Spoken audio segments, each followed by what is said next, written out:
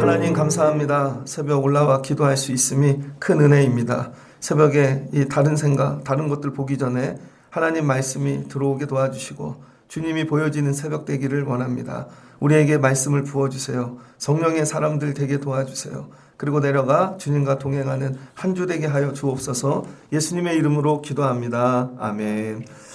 오늘 말씀은 시편 16편 1절로 11절입니다. 금주는 세임 주소서라는 제목으로 말씀을 나누겠습니다. 세임 주소서. 힘들죠? 어렵고 하나님이 세임 주시면 좋겠습니다. 세임이란 뭘까? 지금까지 가지고 있던 힘이 있죠. 지금까지 이전에 그 힘과 다른 힘을 얘기하는 거겠죠. 그래서 나에게 다른 힘이 생겼네. 이전에 없던 거. 또 세임은 뭘까? 지치고 무너졌는데요. 힘이 바닥났습니다. 근데 채워주심이죠. 그 다음 세임이 또 뭘까? 나에게 없던 거죠, 완전히. 새로운 힘, 뉴 파워를 이야기합니다. 그런데 이 새 힘은 우리 안에 없는 거죠. 하나님이 주셔야 되는 것들입니다. 오늘 시편 16편은 다윗의 시인데 이렇게 적혀 있죠. 믹담시라. 믹담이라는 시는 이 히브리인들, 랍비들이 황금시라 부르는 시입니다. 시편에 시가 많은데 이거는 황금과 같은 거야. 너무 귀한 거야.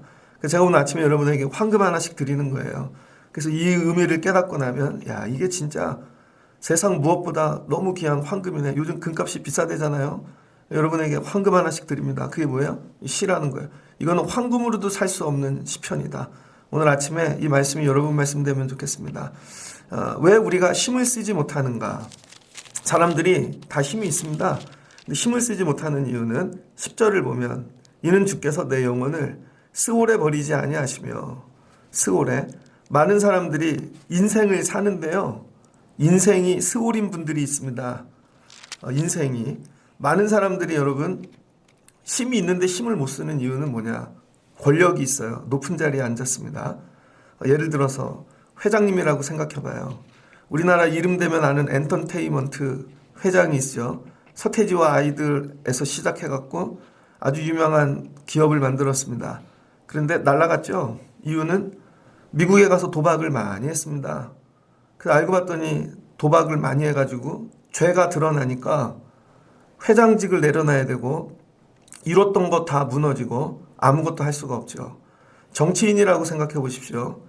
최민식 씨가 나온 그런 무슨 영화 있어요. 그런데 시장까지 되고 막 그래. 나중에 알고 봤더니 사람 죽이고 시장 된 거예요. 나중에 죄가 드러났어. 딸도 죽었네. 이런 식으로 죄가 드러나고 나니까 아무리 많은 권한과 힘을 줘도 아무 힘도 행할 수가 없는 것이죠. 심지어 더 나라에 대단한 사람이 됐어요. 우리나라 얘기하면 좀 그러니까 옛날에 닉슨 대통령 있죠. 미국에 대통령직을 내려놓은 이유는 간단해요. 도청했기 때문입니다. 상대 진영에 대해서 그냥 도청해서 지금 도청하고 우리 막 그렇게 듣잖아요. 근데 대통령이 도청했대. 그것 때문에 대통령 내려놨죠. 왜 그래요? 죄가 드러났기 때문입니다. 여러분 우리가 힘을 쓰지 못하는 이유는 여러분이 능력이 없고 물질이 부족하고 아니면 다른 것 때문이 아니라는 거예요. 세상 사람들은요 힘을 쓰지 못하는 이유가 못 배워서 그런가 봐. 그래서 더 공부하고 유학도 가고 배우는 일에 목숨 겁니다. 아니면 돈이 없어서 그런가 봐. 그 돈 버는 일에 아주 목숨 걸죠. 아니면 관계가 없어서 그런가 봐. 관계 넓히는데 다 투자합니다. 한 방에 날아간다고요. 뭐로? 죄로.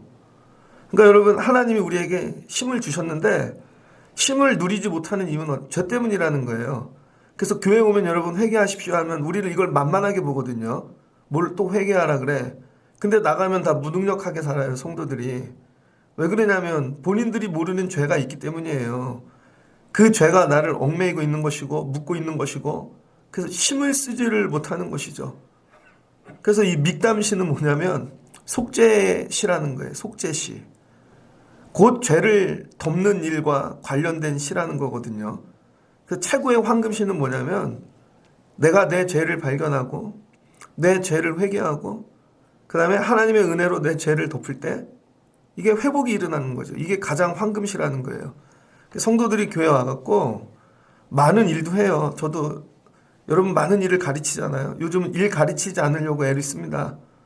일을 가르쳐 놓으면 속의 자아가 바뀌지 않으면 배운 일 갖고 딴 일 하더라고요. 그 다음에 일을 배우면 하나님을 위해 하지 않더라고요. 내가 주인인 사람은 그걸 자기의 영광을 위해 하더라고. 또 일을 배워놓으면 와서 예배 드리는 게 목적이 아니라 땀 흘리고 가는 거를 그냥 열심히 그렇게 했다고 생각해요. 이게 아니라는 것이죠. 예배의 본질은 뭐냐면 내 죄를 여러분 하나님 앞에 내려놓고 이거에 시간을 보내는 거예요. 그리고 나서 아 내가 이게 죄였구나. 하나님 은혜를 주세요. 회복시켜 주세요. 죄가 정리되고 내려가면요. 여러분에게 새 힘이 생깁니다. 그러니까 기도를 해서 막 능력받고 뭐 우린 이런 거 생각하잖아요. 아니에요. 죄만 정리돼도 여러분에게 놀라운 힘이 생기게 될 겁니다. 그래서 이게 죄라고 생각되어지는 순간 우리는 어떻게 가리죠. 내 과거 얘기 절대 안 해. 뭐 어떤 분인데 과거를 맨날 바뀌어. 이쪽 동네 가면 이런 과거 쓰고 이쪽 동네 가면 이런 과거 쓰고 좀 많이 봤어요. 다 거짓말이죠. 보여주기 싫은 과거가 있어서 알고 봤더니 다 가짜야. 왜 그래요? 그러니까 힘을 못 쓰죠. 내 거 드러날까 봐. 그러니까 나를 모르는 사람들만 찾아서 이렇게 결국 다 드러나게 되어 있죠. 그러니까 여러분 죄가 해결되어지지 않으면 우리는 힘을 가질 수가 없더라. 교회가 왜 힘을 쓰지 못하나? 죄인들의 공동체이기 때문에 그래요. 죄인들의 공동체. 근데 이 교회가 모두 회개하고 죄사함을 받으면 힘 있는 교회가 되어지겠죠. 그래서 우리가 성령 충만함을 받아야 되는 것입니다. 자, 이제 막 모여갖고 죄가 뭔지도 모르는 교인들이 1000명 있어요. 그 능력이 있겠습니까? 근데 이제 죄가 좀 뭔지를 알아서 이걸 정리하려고 하는 사람들이 있어. 그래서 수준이 다르죠. 근데 완전히 죄를 깨달아서 이거를 해결했어. 그러면 능력의 공동체가 되어지겠죠. 우리는 어디까지 왔는가? 여러분의 그 믿음의 자리는 어디쯤에 왔습니까? 근데 우리는 죄를 해결하지 않았는데 능력 있는 일을 자꾸 하려고 그래요. 그러니까 걸리죠. 사울도 그랬고 그렇죠? 많은 이들이. 그래서 오늘 다윗이 기도하는 겁니다. 여러분께 죄로부터 도망가셔야 돼요. 죄로부터 도망가는 게 뭐냐? 하나님이여 나를 지켜주소서 내가 주께 피하나이다. 주일날 예배하러 오는 이유 중에 하나는요. 살려고 오는 거죠. 만약에 주일까지 없었다면 여러분 주일날 일을 하러 다녀요. 그럼 쉽게 얘기해서 주일날 죄지으로 다니는 거죠. 그래서 도망 오는 거예요. 하나님께 도망 오는 거예요. 하나님 나 저기 사람들 세상에서 하나님께 도망 올게요. 그래서 이 살려고 오는 거죠. 죄로부터 자꾸 도망해서 여호와께 피하는 거. 여러분 이게 여러분의 믿음 되시길 주의 이름으로 축복합니다. 그러면서 내가 여호와께 아뢰되 하나님이 나의 복이시라는 거예요.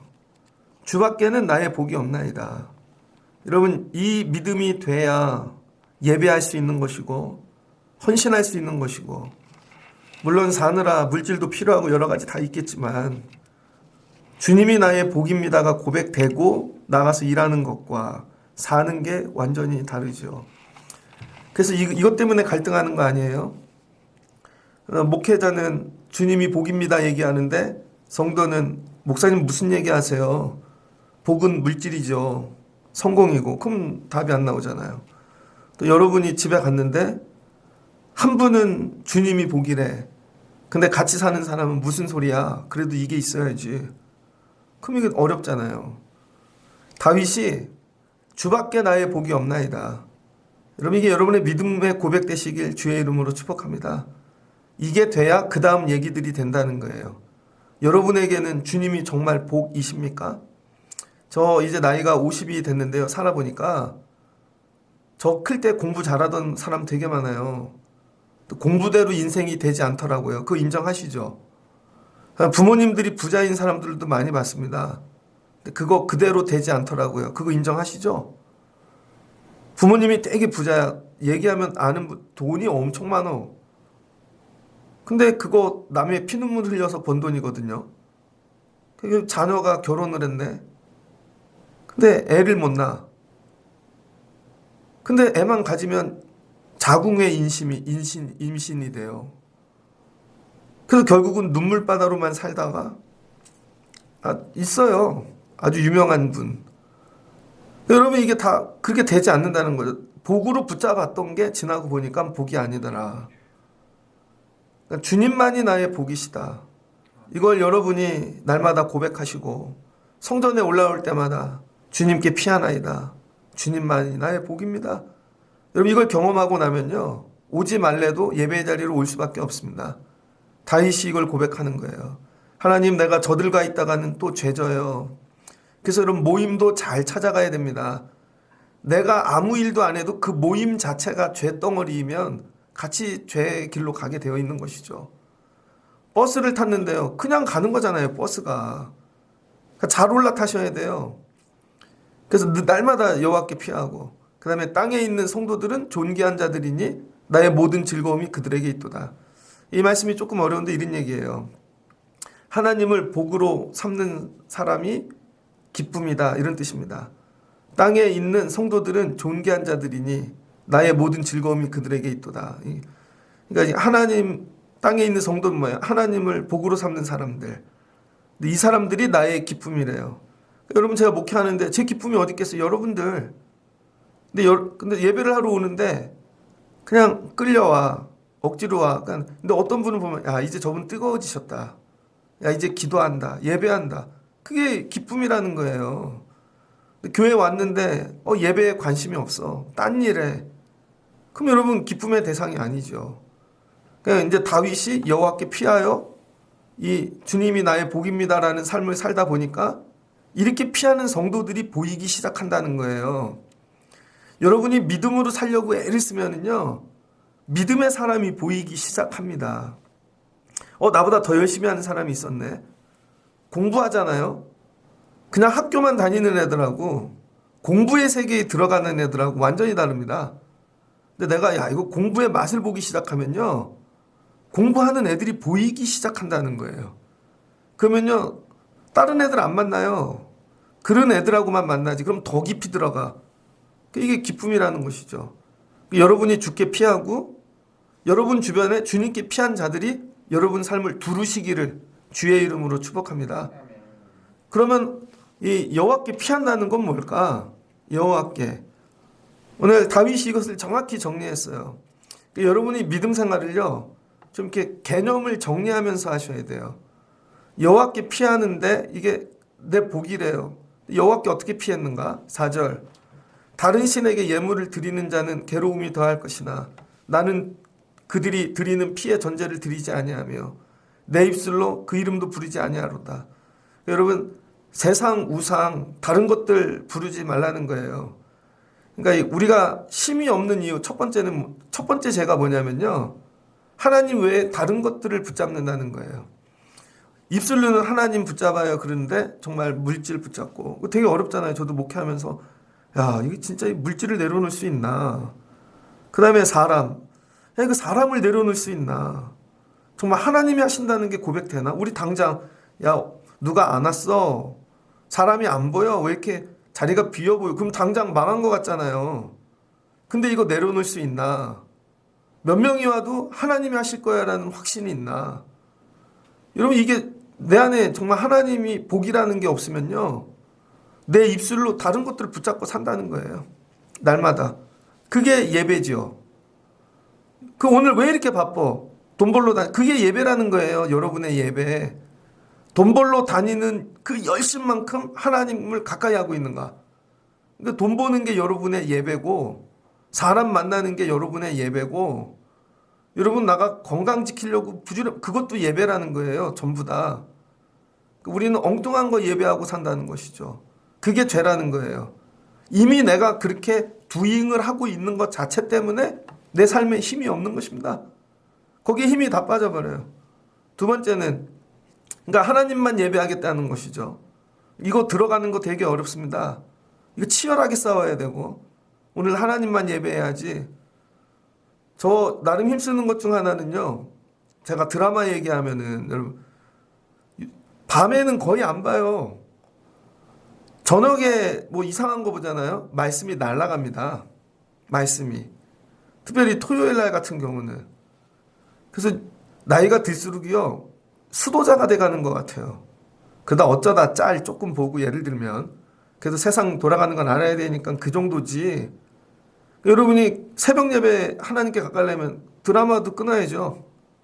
저녁에도 그러면은 망할 것 같아. 그럼 저녁에 아무것도 하지 말라는 거예요? 그러니까 저녁에 일이 예배되지 않으면 돼요. 여러분 사는 일들이. 근데 내가 하나님한테 예배하는 일보다 이 일을 더 열심히 하고 있는가? 두 번째, 여호와는 나의 산업과 나의 잔이시고 나의 소득의 그건 나의 분깃이래요. 이게 분깃이 뭐예요? 지난번에 한번 말씀드렸는데 사도행전 보면 제비 뽑기 하잖아요. 가룟 유다가 죽고 마띠아 뽑을 때 돌 갖고 체크해 갖고 제비 뽑기 하잖아요. 그게 분깃입니다. 그래서 가나안 땅 들어갈 때 제비 뽑아서 땅을 줬다는 것이죠. 이게 뭐예요? 내 몫이라는 거죠. 내 목적. 여호와가 나의 분깃인 지파는 누가 있죠? 레위 지파. 그 레위 지파는 땅을 안 줬죠. 대신 하나님이 분깃이야. 그래서 다른 지파들은 땅을 얻고 그 땅에서 막 소산물도 얻고 되게 잘 돼. 레위 지파에게는 아무것도 안 줬어요. 하나님이 나의 분깃이라는 거죠. 하나님이 다 주실 거야 그 안에서. 근데 다윗은 레위 지파가 아니잖아요. 근데 스스로 땅의 것들을 다 내려놓고 하나님만 나의 몫이야. 그러니까 이런 거예요. 이 일을 하고 나면 뭐가 남지? 여러분 애가 고3이야. 고3이 끝나고 나면 뭐가 남을까요? 애들은 대학이 남아야겠죠. 근데 다윗은 대학이 아니고 고3이 끝나고 나면 하나님이 남는다는 거예요. 고3 공부 열심히 하고 났더니 고3 때 만난 하나님이 남았네. 고3 때 하나님 만난 사람들이 있습니다. 군생활을 마치고 났더니 여러분 하나님이 남았어. 여러분이 평생의 일을 직장생활을 다 하고 남았더니 퇴직금이 남고 뭐 집이 아파트가 남는 게 아니라 하나님이 남았어. 내가 이 고난을 통과하고 나면 하나님이 왕자리를 앉혀 그게 아니라 하나님이 남았어. 그래서 모든 일을 하는데 하나님이 목적이라는 거예요. 하나님이 나의 분깃이라 나의 몫이라 난 하나님 때문에 한다는 거죠. 그래서 하나님이 어디에다가 보내시든지 그 구역에서 나는 하나님이 주신 아름다운 열매들을 맺을 거야. 그러니까 여러분 고3이야. 하나님이 목적인데 이거 하나님이 이번엔 이걸 나에게 분깃으로 주셨나 보다. 이걸로 하나님의 기업 만들어 드려야지. 그리고 공부하라는 거예요. 그럼 그걸로 하나님을 만나고 그게 하나님께 드리는 아름다운 것들이 되고. 예. 그러니까 여러분 제가 여러분을 남겨야 돼요. 여러분이 저의 분깃인 거죠. 요즘 고민이 되게 많습니다. 나는 좋은 그리스도인들을 길러내고 있는가? 정말로. 성도들을 묵상하면서 저분들이 하나님을 만났을까? 보아야, 넌 하나님을 만났니? 한 명씩 물어보고 싶어. 하나님을 만나면요, 어떤 일이 일어나는지 아세요, 여러분? 하나님을 만나면. 하나님을 만나지 않고 교회 다닐 수 있어요, 여러분. 근데 하나님을 만나는 건 완전히 다른 거예요.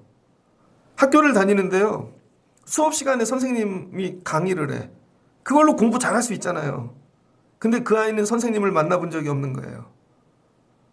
길거리에서 아니면 따로 선생님을 만나본 적이 있는가? 예전에 신학교 다닐 때 영어 공부를 하려고 새벽에 일어나서 강남역으로 공부를 하러 다녔습니다. 그럼 감리교 신학대학교가 서대문에 있으니까 지하철을 타고 오는데 한남동에서 철학과 교수님이 타셨어요. 그분은 이대를 나오신 분인데 독일에서 공부하시고 남편분이 독일 사람이에요. 애들을 데리고 탔는데 그러니까 아이들이 독일 애들 같죠. 쌍둥이야. 교수님하고 앉아서 수업 시간에는 얼마나 딱딱한 분인지 몰라요. 질문만 하면 막 박사를 내시고 독일식 공부가 그리잖아요. 해겔에 대해서 공부를 하는데 손을 들고 대답을 했죠. 그랬더니 그건 네 생각이고 끝! 야, 그건 네 생각이지. 해겔은 그렇게 얼마나 상처가 됐는지. 근데 거기 지하철에서 만났는데요. 반가워. 자기 독일에서 공부했던 거 얘기해 주시고 막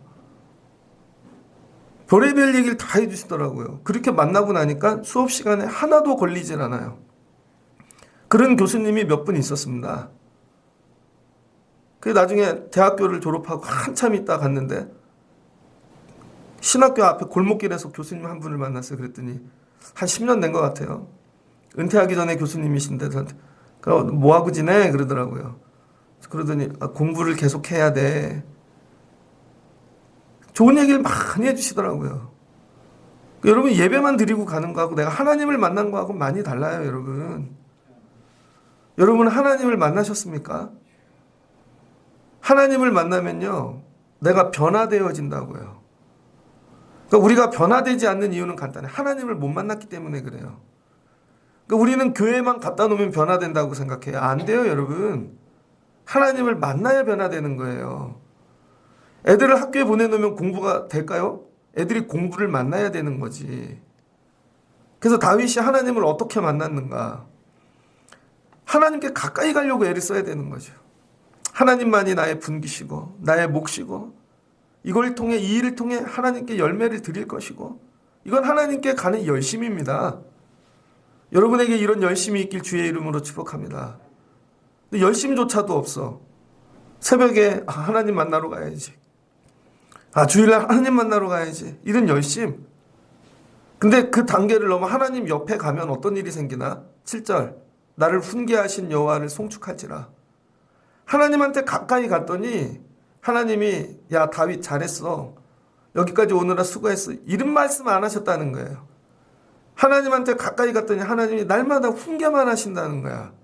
야 다윗 너 왜 그랬어? 너 왜 그렇게 교만해? 야 또 너 자랑질했네. 하나님 뭐야? 훈계만 하신다는 거예요. 훈계. 그게 처음에는 막 상처가 되고 힘들고 어렵고. 여러분 훈계하시는 하나님을 넘어야 하나님과 깊어질 수 있습니다. 세상 사람들한테 훈계받지 말고 하나님한테 훈계받으세요. 그래야 내가 뭐를 고칠지 잘못됐는지 여러분 내 죄가 드러나죠. 그래서 훈계가 주는 가장 큰 유익은요. 죄를 사전에 예방하는 것입니다. 애들을 기르다 보면 애들의 기질이 나타나지 않아요, 여러분? 저 껴드는 거 너 어디 가서 껴들지 마라. 그러다가 큰 사고 난다. 저 말하는 거 저거. 반드시 근데 계속 훈계를 해놓으면요. 애들이 나가서 그렇게 안 한다고요. 그럼 죄 짓지 않게 되죠. 그럼 어떻게 돼요? 쉼 있는 삶을 살게 되어지는 거죠. 그러니까 하나님께 훈계를 많이 받아야 됩니다. 다윗이 하나님께 훈계를 많이 받은 존재라는 거예요. 때로는 두들겨 맞기도 했어, 하나님한테. 심지어 죄를 지면요, 선지자 나단이 와갖고 막 훈계하고, 어쩔 때는 막 옷을 찢고, 훈계로 자라난 게 다윗이라는 거예요. 근데 요즘 성도들은요, 싫은 얘기를 싫어하죠. 훈계 한마디만 하면 뭐, 교회가 여기뿐이야? 뭐, 그렇게 되어지지 않을까요? 성도가 꼭, 여러분, 천국 가시기 전까지 해야 될 일 중 하나. 예배가 생명이셔야 되고, 예배가 생명이어야 돼요. 그 다음에 영혼 구원, 영혼에 대해서 알아야 돼요. 영혼. 그 다음에 영혼에 대하여 알고 영혼. 삶이 짧아요, 여러분. 이 세상이 다가 아니라는 거예요. 근데 우리는 이 세상이 다인 것처럼 살아. 그게 아니고 영혼이 있다는 거예요, 영혼. 우린 그걸 준비하면서 살아야 돼요.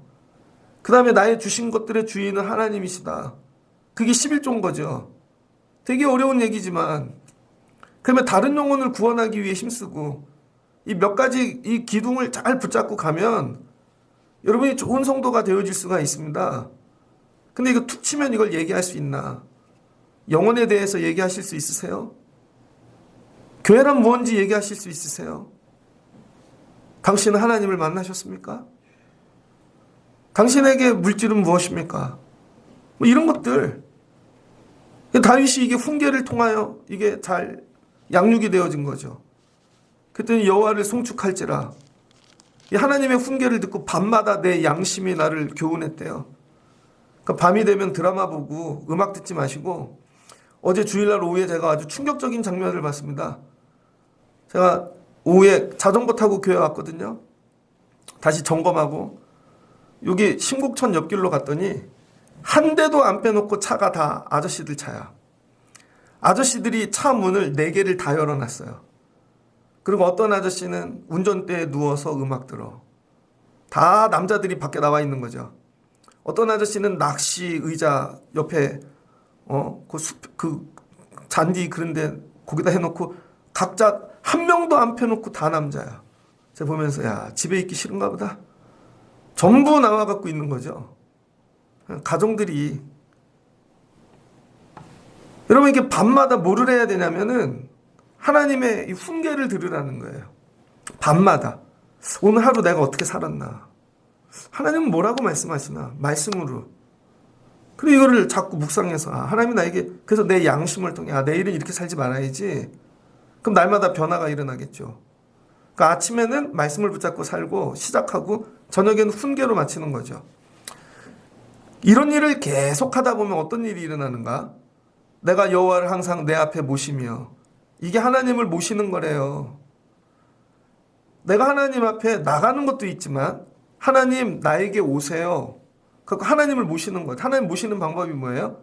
하나님의 훈계, 계명을 가까이 하는 거예요. 난 이 말씀 싫어. 그럼 하나님과 멀어지잖아요. 그랬더니 하나님이 내 오른쪽에 계신데요. 오른쪽이 뭐죠? 능력, 힘. 하나님이 내 오른쪽에 힘이 되어주신다는 거예요. 이제는 밤에만 훈계를 듣는 게 아니라 날마다 하나님의 말씀을 모셔서 하나님이 내 우편에서 나와 동행하시는 삶을 살기 시작하는 거예요. 이제는 죄와 멀어진 정도가 아니라 하나님과 동행하는 삶. 이게 새 힘이라는 거예요.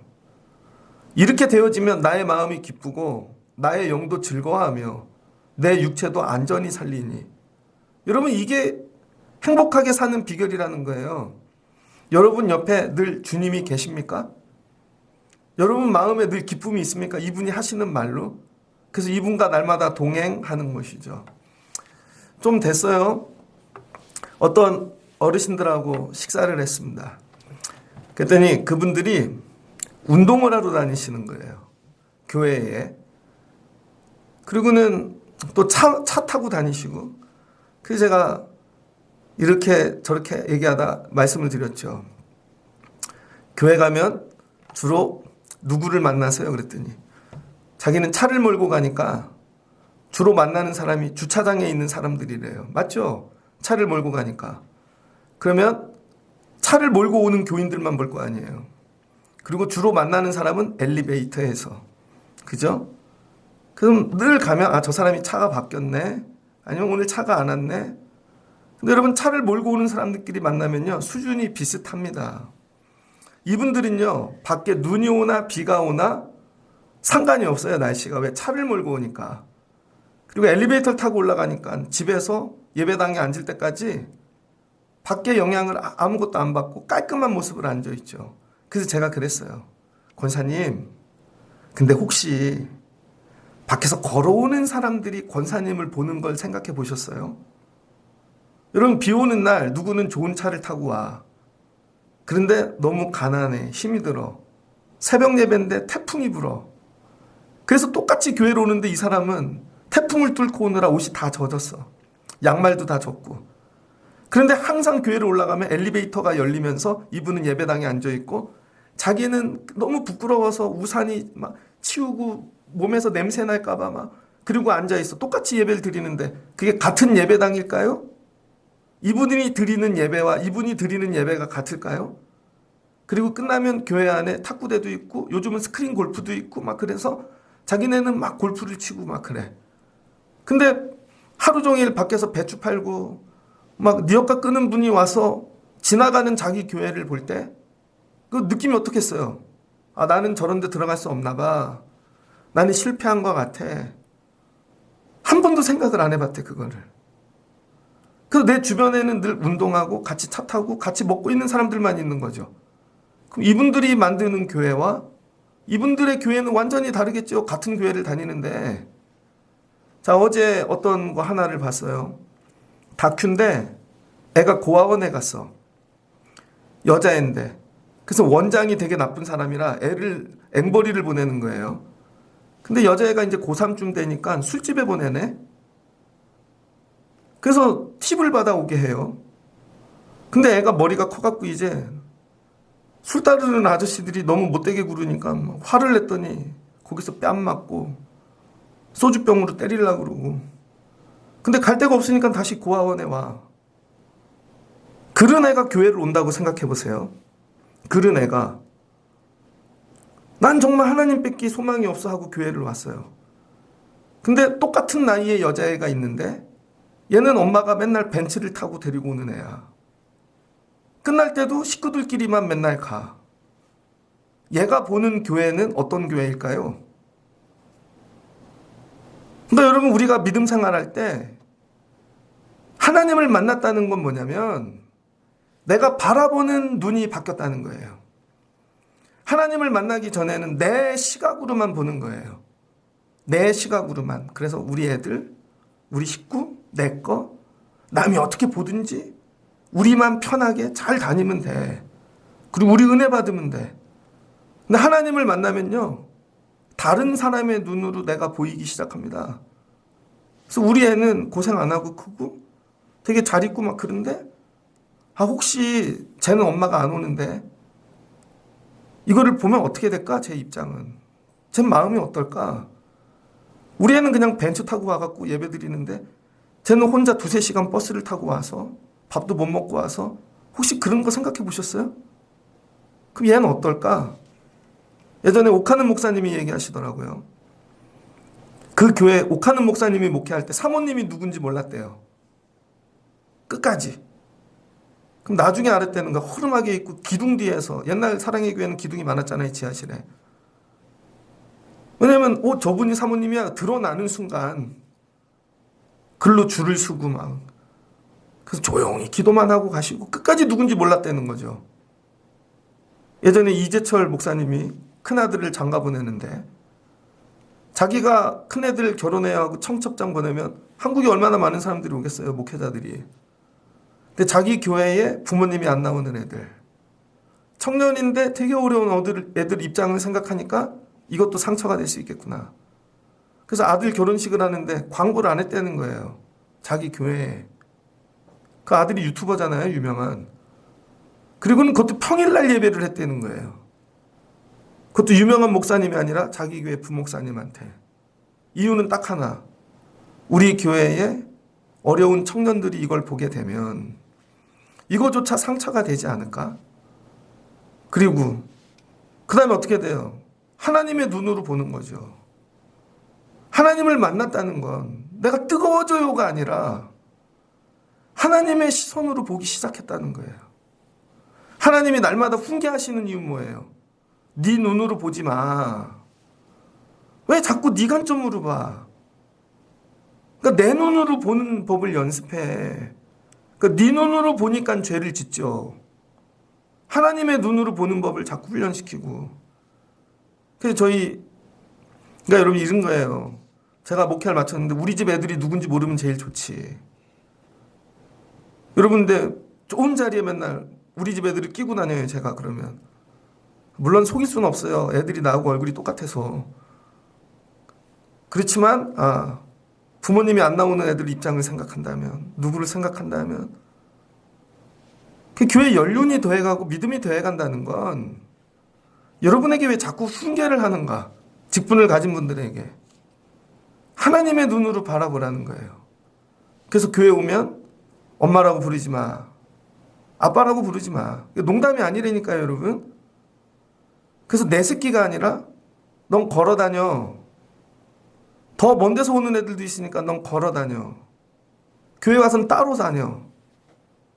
맨날 식구끼리 몰려다니고 우리끼리 하고 다니고 아니라는 거예요, 여러분.